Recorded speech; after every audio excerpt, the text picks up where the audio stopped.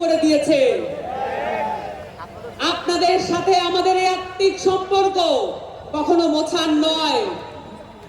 শহীদের আকাঙ্ক্ষা দিয়ে, শহীদ পরিবারের চাওয়া দিয়ে একটি রাজনৈতিক দল হিসেবে এনসিপি গড়ে উঠছে।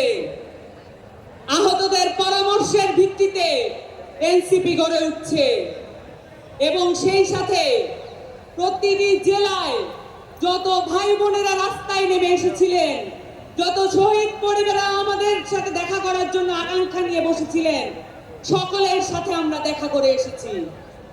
এবং আমরা এও বলতে চাই, আমরা বাতাসের আধ্যাত্মিক মর্যাদা বুঝি। প্রতিটি জেলার বাতাস আমাদের গায়ে লেগেছে।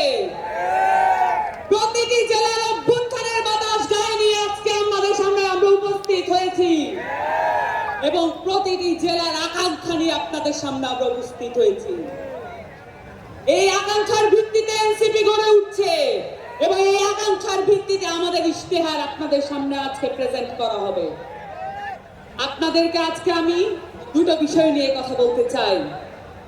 আপনারা জানেন, এই গণ অভ্যুত্থান তৈরি হয়েছিল বাংলাদেশের শিক্ষা ব্যবস্থা এবং সেখান থেকে তৈরি হওয়া ধ্বংসপ্রাপ্ত একটা চাকরি ব্যবস্থান কেন্দ্র করে।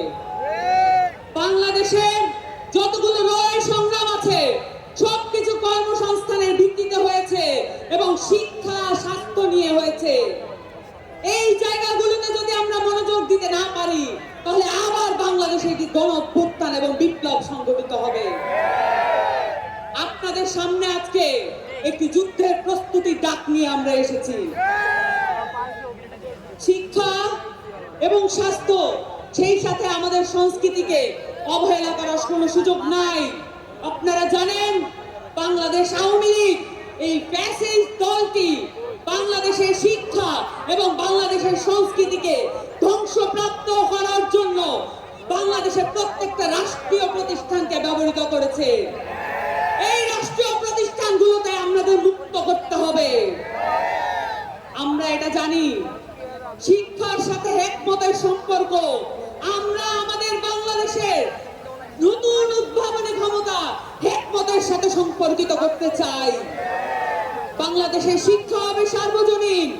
এই শিক্ষা শুধুমাত্র কতিপয় ব্যক্তিকে জাতে উঠা টুলস হিসেবে ব্যবহৃত হবে না। এই শিক্ষা হবে প্রত্যেকটা মানুষের।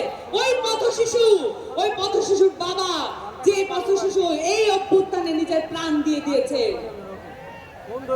আমরা সকলের জন্য সার্বজনীন শিক্ষা ব্যবস্থা আনবো, এই প্রতিজ্ঞা আপনাদের সামনে করছি। এবং সেই সাথে বাংলাদেশের এই আওয়ামী লীগ বাংলাদেশের সংস্কৃতিকে, বাংলাদেশের মাটি ও মানুষের সংস্কৃতিকে ভুলুণ্ঠিত করে এখানে রাষ্ট্রীয় রোশনালে, রাষ্ট্রীয় পৃষ্ঠপোষকতায় আমরা দেখেছি বিদেশের অনেক সংস্কৃতি আমাদের দেশে আনার চেষ্টা করেছে। আমরা দেখেছি বাঙালি জাতীয়তাবাদের